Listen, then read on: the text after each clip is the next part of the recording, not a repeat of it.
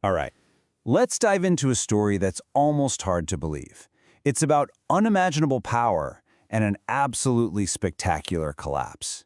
We're talking about a modern-day kingmaker, a guy who could supposedly build and break governments.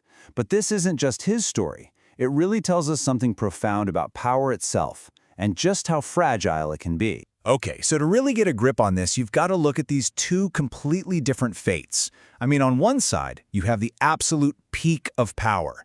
We're talking private jets, helicopters, a trillion-rupee empire, and yeah, even controlling governments.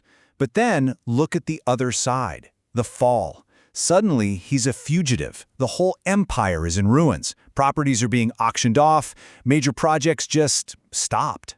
It's that massive gap between the then and the now that's at the heart of everything. So, who's the man at the center of all this? Well, he came to be known by a title that says it all, really. The godfather of the Pakistani elite.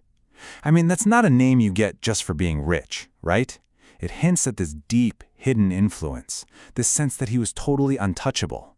And what makes it even crazier is that he apparently came from nothing, from absolute poverty. And that, right there, is the big question, isn't it? How does a person who reportedly couldn't even scrape together enough money for a bus fare end up building a trillion-rupee empire? It sounds impossible. But the answer, as we'll see, isn't just about one guy.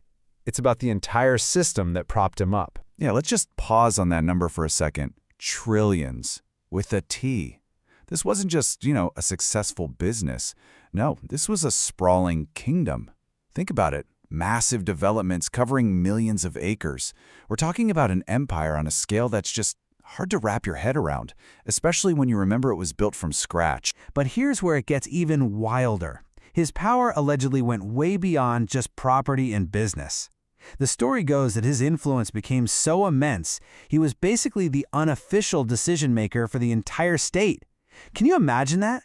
Making and breaking governments was supposedly child's play for him.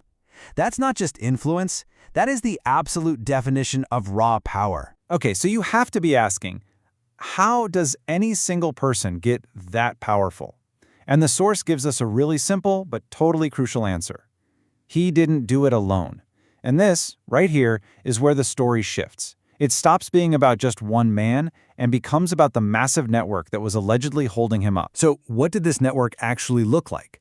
Well, according to the claims, it was like a who's who of the powerful. You've got bureaucrats, the people running the day-to-day machinery of the state. You've got politicians, the ones writing the laws. You've got the powerful establishment itself. And yeah, even media tycoons who could shape what everyone was thinking. This wasn't just a few friends in high places.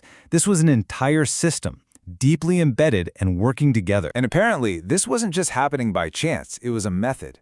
Almost like a playbook for building an untouchable empire. So step 1, you get the backing of the most powerful people in the country. Step 2, you use that influence to get your hands on assets. We're talking alleged land grabbing and illegal developments.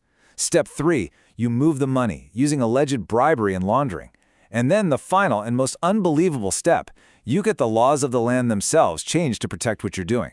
But, they say no empire lasts forever.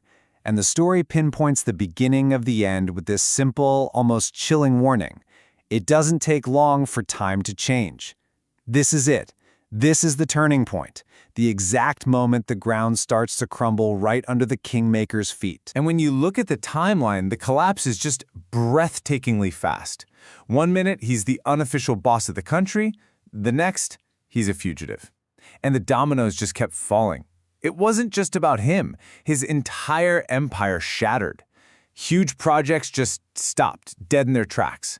Thousands of people lost their jobs. The fall was every bit as dramatic and swift as the rise had been. So, okay, the man himself is now a fugitive. His empire is in ruins. But that leaves us with probably the most important question in this entire story.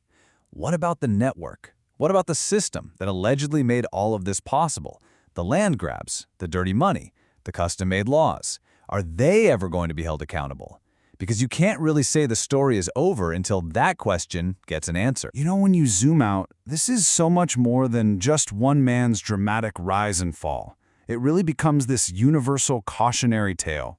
It's a powerful lesson for anyone, anywhere, who starts to think that their money or their power puts them completely above the law. And so we're left with that one single thought that kicked off the fall. It's kind of haunting when you think about it. It's a reminder that fortunes can turn on a dime, and that the foundations of even the greatest power can be way, way more fragile than they seem.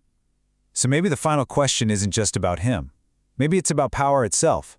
What makes it last? And what makes it all come crashing down? Because if this story teaches us anything, it's that it really doesn't take long for time to change.